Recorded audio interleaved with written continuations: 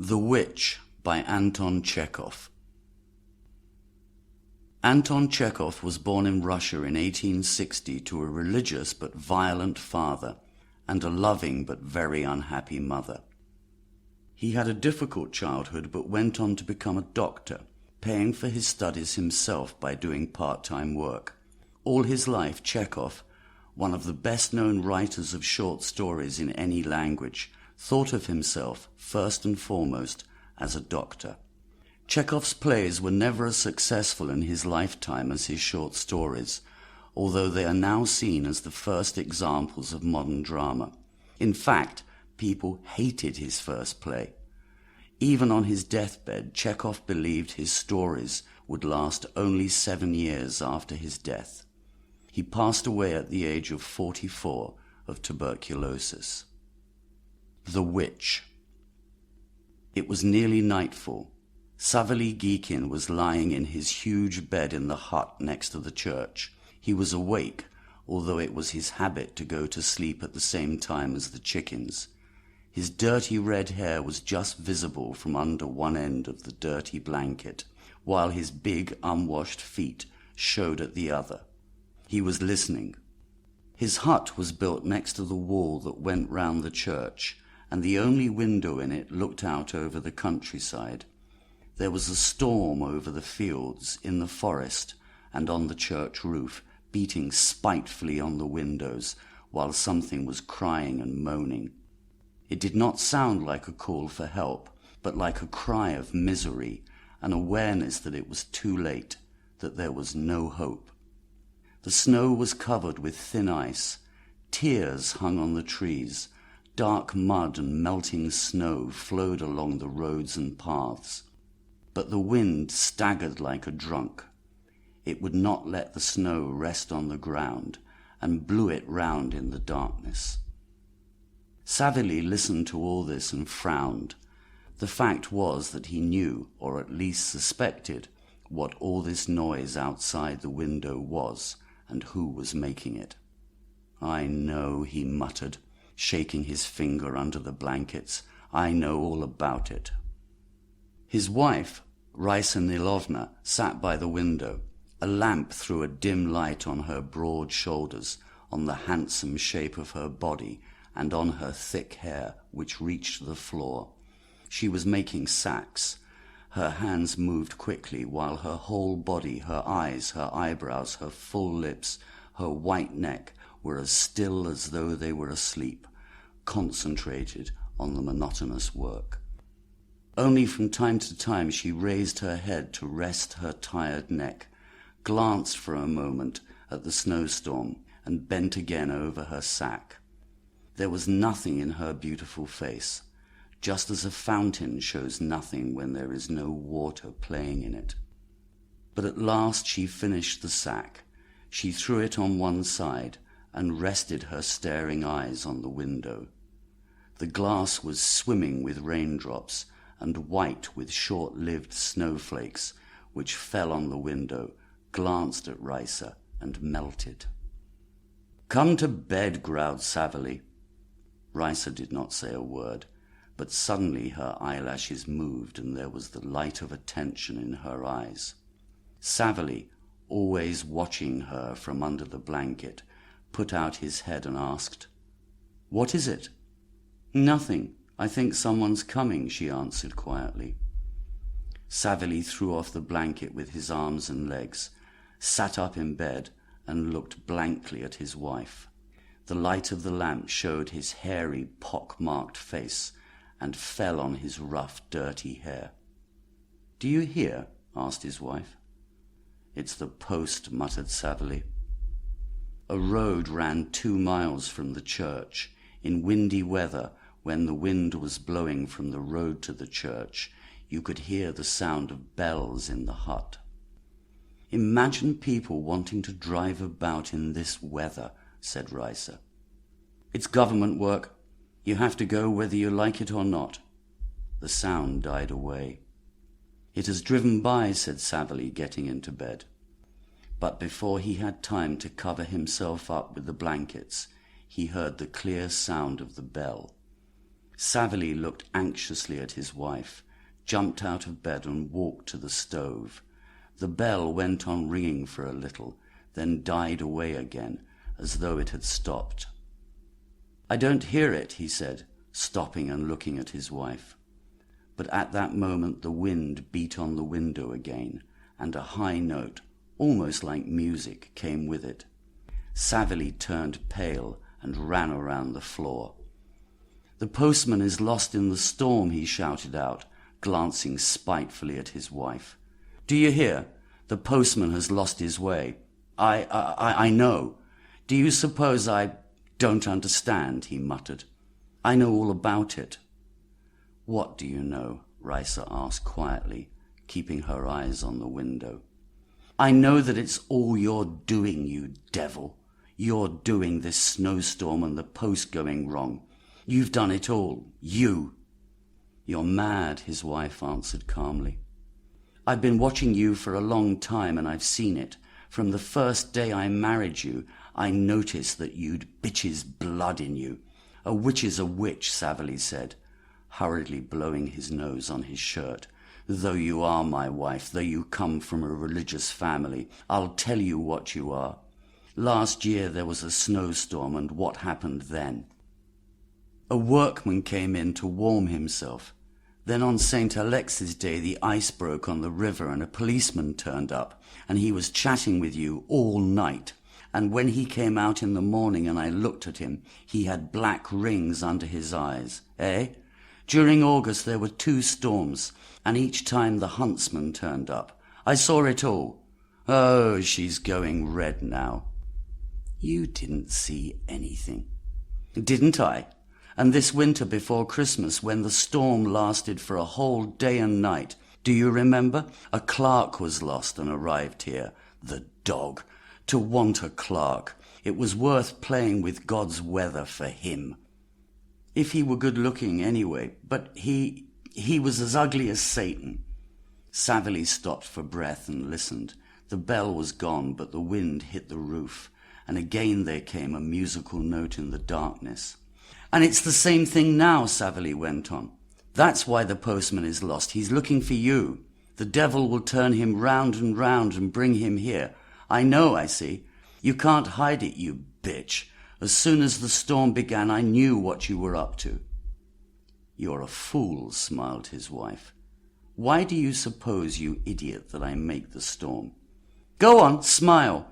Whether it's your doing or not, I only know that when your blood's on fire, there's sure to be bad weather. And when there's bad weather, there's some crazy man turning up here. It happens every time, so it must be you." "You really are so stupid," Savily said his wife. "When father was alive and living here, all sorts of people used to come to him to be cured of illnesses, from the village and the farms. They came almost every day, and no one called them devils. But if anyone comes here once a year in bad weather to warm himself, you get all sorts of ideas into your head." His wife's logic silenced Savily. He stood with his bare feet wide apart, bent his head and considered. He was not convinced yet of the truth of his suspicions, and his wife's calm tone quite disconcerted him. Yet, after a moment's thought, he nodded his head and said, "It's not as though they were old men or cripples. It's always young men who want to come for the night. Why is that? No, there's nothing in this world as cunning as a female. You have no real brains, but for devilish cunning, ooh. There's the postman's bell. When the storm was only beginning, I knew what was in your mind. That's your witchcraft. Why do you keep on at me?" His wife lost her patience at last. "Why won't you ever let anything go?" "I keep on because if anything happens tonight, do you hear? If anything happens tonight, I'll go straight off tomorrow morning to Father Nicodim and tell him all about it.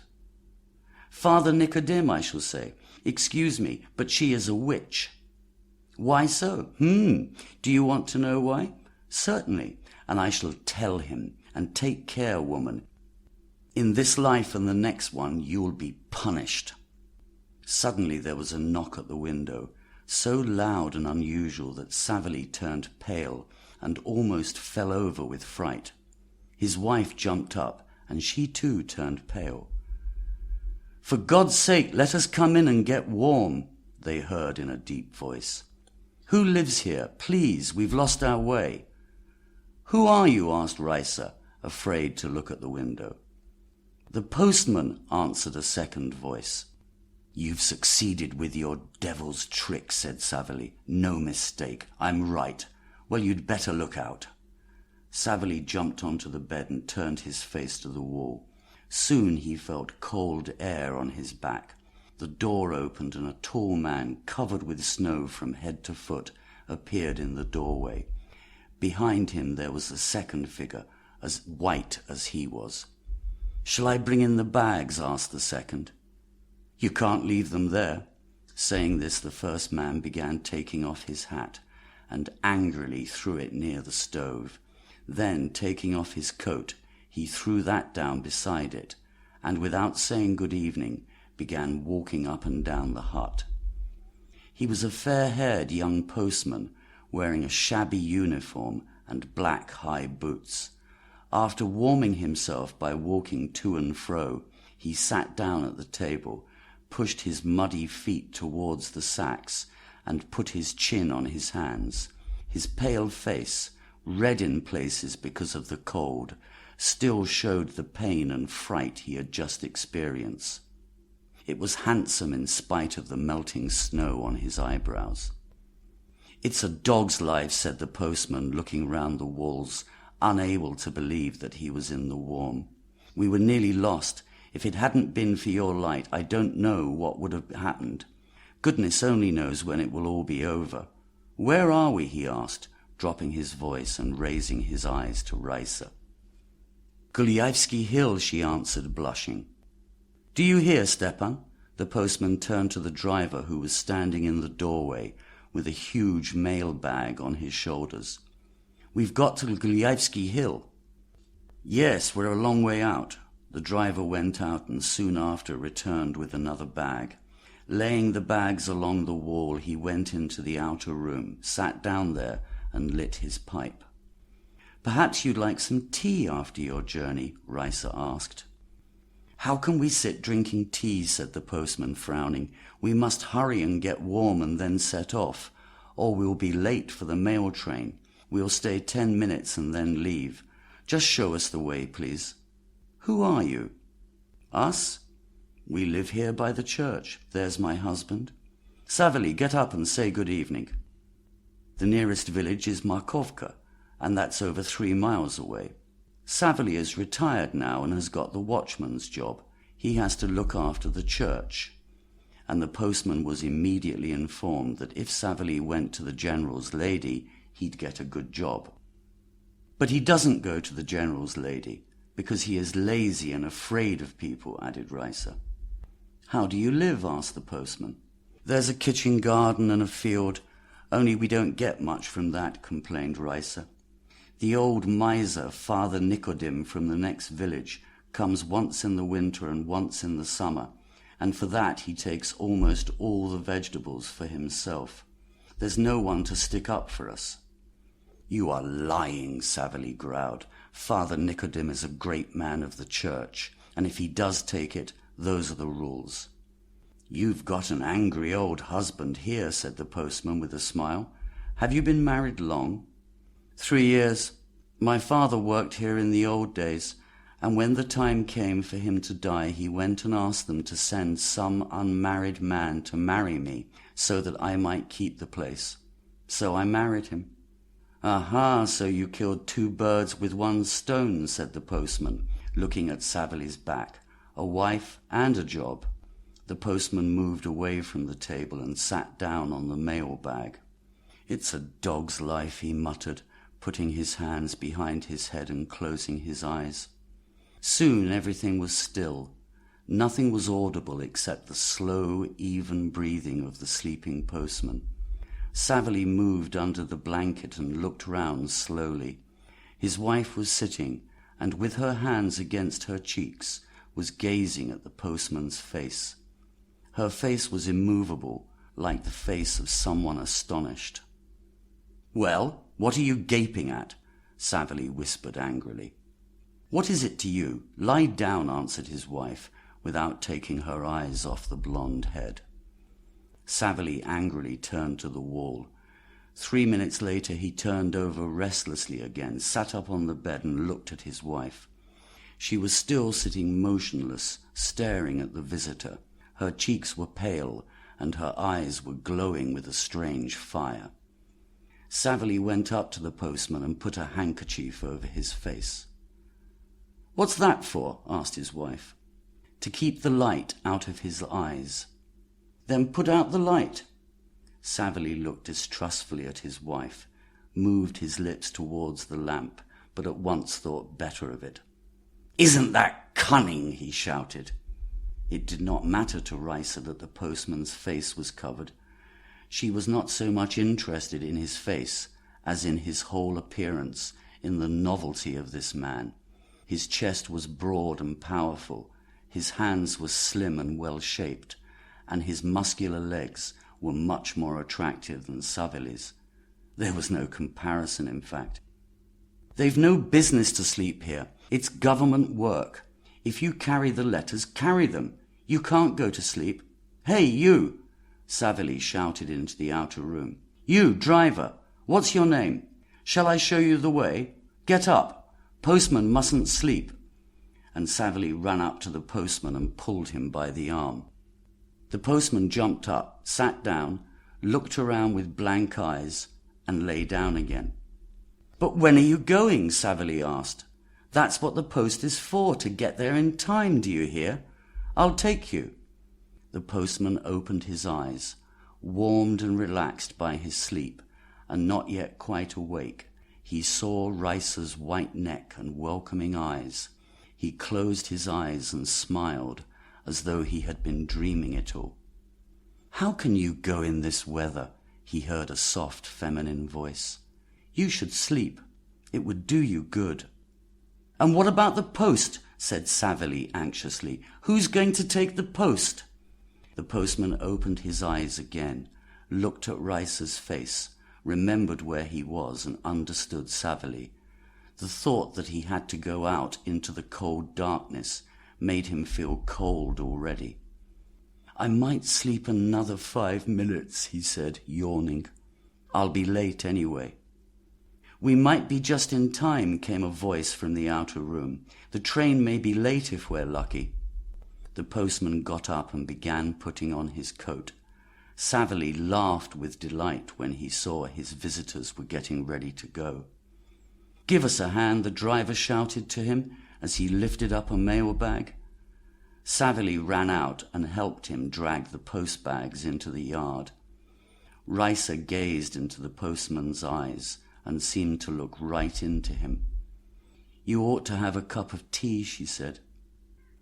"I wouldn't say no, but you see they're getting ready. We are late already." "Do stay," she whispered, dropping her eyes and touching him by the sleeve. "What a neck you've got." And he touched her neck with 2 fingers. Seeing that she did not stop him, he touched her shoulders too.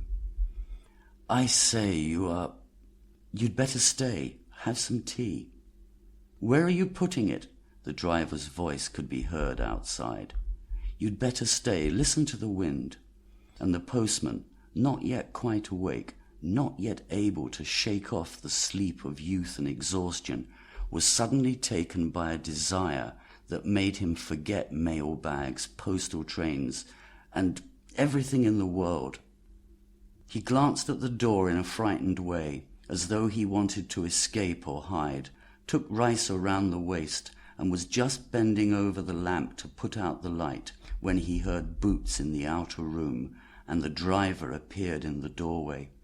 The postman dropped his hands quickly and stood as though undecided.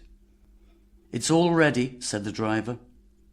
The postman stood still for a moment, then waking up completely, followed the driver out.